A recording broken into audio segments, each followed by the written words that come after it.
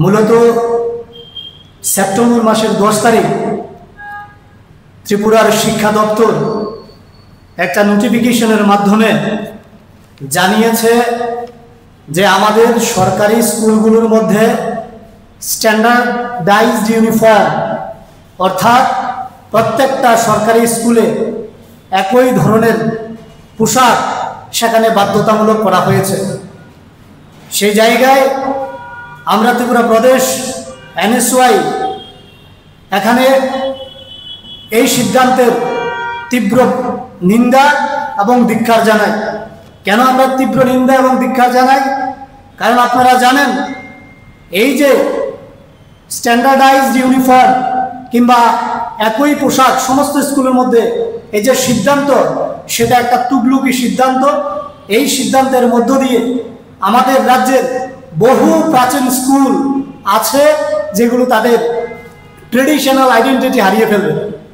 আমরা দেখেছি এই সিদ্ধান্তের মধ্যে শিক্ষা দপ্তর রাজ্যের 4টি স্কুলকে, বিশেষ করে উমাকান্ত এবং শিশু বিহার সহ আরও 2টি স্কুলকে সেখানে এই সিদ্ধান্তের থেকে বাইরে রেখেছে। অথচ আপনারা দেখুন আমাদের শহরেরই একটা স্কুল তুলসীবতী স্কুল, সেই স্কুলটা আমাদের প্রাচীন স্কুল, তার একটা ঐতিহ্য আছে। এই স্কুলের ছাত্রছাত্রীদের নিজস্ব ড্রেস কোড আছে, অর্থাৎ তাদের একটা পরিচিতি আছে। সেখানে আমরা লক্ষ্য করেছি সরকারের এই তুগলুকি সিদ্ধান্তের মধ্য দিয়ে এই তুলসীবতী স্কুলের মতো আমাদের রাজ্যের শত শত প্রাচীন ঐতিহ্যবাহী স্কুলগুলো তাদের পরিচয় সেখানে হারাতে বসেছে। তাছাড়াও এখানে আমাদের আরেকটা সংশয় রয়েছে। এতদিন ধরে আমরা বিভিন্ন স্কুলের ছাত্রছাত্রীদের আমরা তাদের ড্রেসের মাধ্যমে অর্থাৎ পোশাকের মাধ্যমে শনাক্ত করতে পারতাম।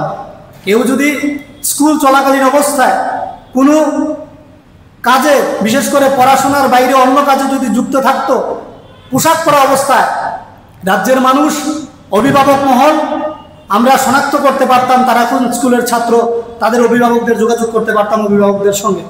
কিন্তু সরকারের এই সিদ্ধান্তের ফলে এখন এই শনাক্ত করাটাও মুশকিল হয়ে যাবে।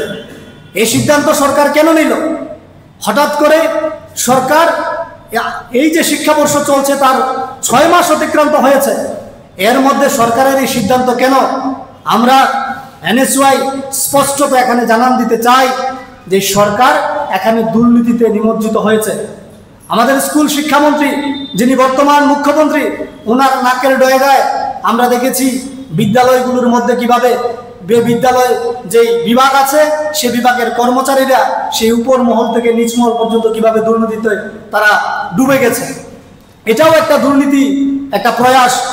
এই দুর্নীতির প্রয়াস ডুবে আছে আমাদের পুরো শিক্ষা ব্যবস্থা। আপনারা জানেন আমাদের রাজ্যে বর্তমানে 125টি বিদ্যাজ্যোতি স্কুল আছে, পাশাপাশি 84টি PMশ্রী স্কুল রয়েছে। এই স্কুলগুলোর মধ্যে আমাদের বিদ্যাজ্যোতি স্কুলগুলোর মধ্যে ছাত্রছাত্রীর সংখ্যা হচ্ছে প্রায় 87,000, আর PMশ্রীর মধ্যে রয়েছে 37,826 জন। তাছাড়াও অন্যান্য স্কুল যা 4,029টি রয়েছে, তাদের মধ্যে সর্বমোট যদি আমরা ছাত্রছাত্রীর সংখ্যা দেখি সেখানে প্রায় 4 লক্ষাধিক ছাত্রছাত্রী রয়েছে। এই ছাত্রছাত্রীদের আমরা যদি আজকে তাদের বিদ্যালয়গুলোর আমরা যদি গুণগত মান দেখি, দেখব সেখানে শিক্ষা ব্যবস্থা এবং বিদ্যালয়ের যে পরিকাঠামো একেবারে মুখ থুবড়ে পড়েছে। যে জায়গায় আমরা ভেবেছিলাম সরকার শিক্ষা ব্যবস্থার উন্নয়ন করবে, বিদ্যালয়গুলোর উন্নয়ন করবে, সেখানে শিক্ষকের যে স্বল্পতা তা দূরীকরণ করবে, এবং পাশাপাশি আমরা ভেবেছিলাম যে বেসরকারি স্কুলগুলোর মধ্যে ড্রেসের নামে বিভিন্ন কিছুর নাম দিয়ে যেভাবে ছাত্রছাত্রীদের সেখানে শোষণ করা হয়, তাদেরকে অর্থনৈতিকভাবে যেখানে লুটপাট করা হয় তাদের উপর, আমরা ভেবেছিলাম এই রাজ্যের সরকার অর্থাৎ ট্রিপল ইঞ্জিনের সরকার সেক্ষেত্রে ছাত্রছাত্রীদেরকে পোশাকি যেই একটা স্বৈরাচারিতা তা থেকে মুক্ত করবে এবং ছাত্রছাত্রীদেরকে রায় দেবে। সেখানে সেটা না করে ছাত্রছাত্রীদের উপর সরকার সেখানে আমরা দেখেছি নিজেদের দুর্নীতিকে সেখানে কায়েম করার জন্য এই স্ট্যান্ডার্ডাইজড ইউনিফর্ম ব্যবস্থা এখানে এনেছে। আমরা কেন এটাকে বলেছি এটা দুর্নীতির একটা মুকুট? কারণ আপনারা জানেন ইতিমধ্যেই আমাদের রাজ্যের বিভিন্ন সংবাদ মাধ্যমে এবং আমাদের কাছেও সোর্সের মাধ্যমে খবর আছে যে সরকার নোটিফিকেশনের পূর্বেই ওই গুজরাটের আহমেদাবাদের একটা কোম্পানি মুফতলাল কোম্পানিকে অলরেডি টেন্ডার দিয়ে দিয়েছে। তাছাড়াও আরেকটা প্রমাণ আপনাদেরকে দিয়ে দেই, এই যে নির্বাচন গেল, উপরাষ্ট্রপতির নির্বাচন, সেখানে আমাদের রাজ্যের মুখ্যমন্ত্রী দিল্লিতে গিয়েছেন। সেই নির্বাচনের কাজ সেরেই উনি ইতিমধ্যেই গুজরাটে অবস্থানরত আছে, তা স্পষ্টত ইঙ্গিত বহন করে এই দুর্নীতির।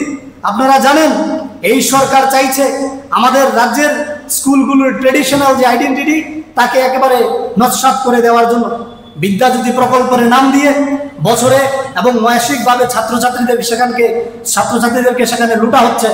তাদের কাছ থেকে ফিয়ের নাম করে সেখানে অর্থনৈতিকভাবে একটা চাঁদা নেওয়ার কাজ করছে বর্তমান শিক্ষা দপ্তর, যেটা আমরা মনে করি this is most illegal burden on the students. আমরা এটা চাই সরকার যেন অনতিবিলম্বে এই সিদ্ধান্ত থেকে তারা পিছে হটে এবং এই সিদ্ধান্ত তারা তুলে নেয়।